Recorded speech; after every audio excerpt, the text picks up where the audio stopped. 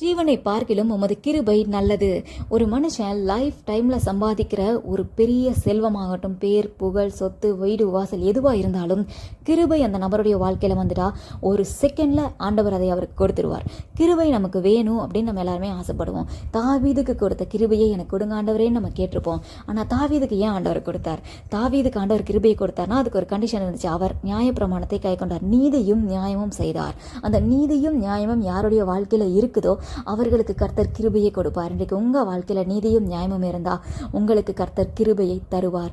நம்ம மற்றவங்களுக்கு, ஏழைகளுக்கு இறங்கி, ஒடுக்கப்பட்டவர்களுக்கு இறங்கி உதவி செய்யும் பொழுது கர்த்தர் நமக்கும் இறங்கி நமக்கு நன்மை செய்வார். அந்த கிருபைக்கு ஒரு விலைக்கரியம் இருக்குது. அதுதான் நீதியும் நியாயமும் செய்கிறது. ஒருவேளை உங்கள் வாழ்க்கையில் நன்மைகள் தடைபட்டிருக்கலாம், உங்களுக்கு யாராவது அநியாயம் செய்திருக்கலாம், நியாயமாக உங்களுக்கு வர வேண்டியதை உங்களுக்கு இறங்காமல், நீங்கள் எளியவர்கள் அப்படின்னு கூட பார்க்காம உங்களுக்கு இருந்த கொஞ்சம் நன்மையை கூட அவர்கள் அநியாயமாக அபகரித்து கொண்டு போயிருக்கலாம். எனக்கு கிருபையே இல்லையேன்னு யோசிக்கிறீங்களா? அப்படி இல்லை.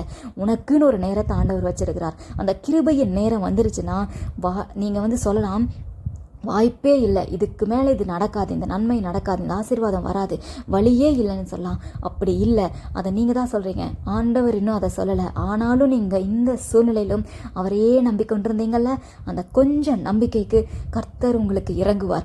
நீங்கள் வச்ச நம்பிக்கையை அவர் மதிக்கிறார். அவர் உன்னை வேல்யூ பண்ணுறாரு.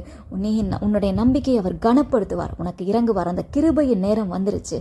இதுதான் அந்த கிருபையின் நேரம். கர்த்தர் உனக்கு கிருபையாக இறங்கி உனக்குன்னு வைத்த நன்மைகள், உனக்குன்னு வைத்த உயர்வுகள், உனக்குன்னு வைத்த பதவிகள், உனக்குன்னு வைத்த படிப்பு, பொருள், சுதந்திரம் எல்லாவற்றையும் உனக்காகவே தருவார். கிருபையா இறங்கி உனக்காகவே செய்வார். அந்த கிருபை, அவருடைய கிருபை இதுதான். அவருடைய கிருபையின் நேரம் இதுதான். அதை உனக்காக தருவார். நீங்கள் பெற்றுக்கொள்வீங்க.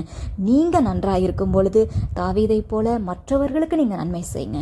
அவர்களுக்கு தாவீது எப்படி இறங்கி நீதியும் நியாயமும் நன்மை செய்தாரோ, நீங்களும் உங்கள் உயர்வின் நாட்களில் நீங்கள் நன்றாக இருக்கும் பொழுது தேவையுள்ள மனிதர்களை நினைத்து அவங்களுக்கு உதவி செய்யுங்க. தாவீதை விட்டு ஆண்டவர் கிருபையை விளக்கவில்லை. அதே மாதிரி இதுமே உங்களுக்கு கொடுக்க போகிற கிருபை உங்களுக்கு அது நிலைத்திருக்கும். நீங்கள் நன்மை செய்யுங்கள். அந்த நிலை நிற்கிற உங்கள் சந்ததிக்கும் நிலைத்திருக்கிற கிருபையை நீங்கள் பெற்றுக்கொள்வீங்க.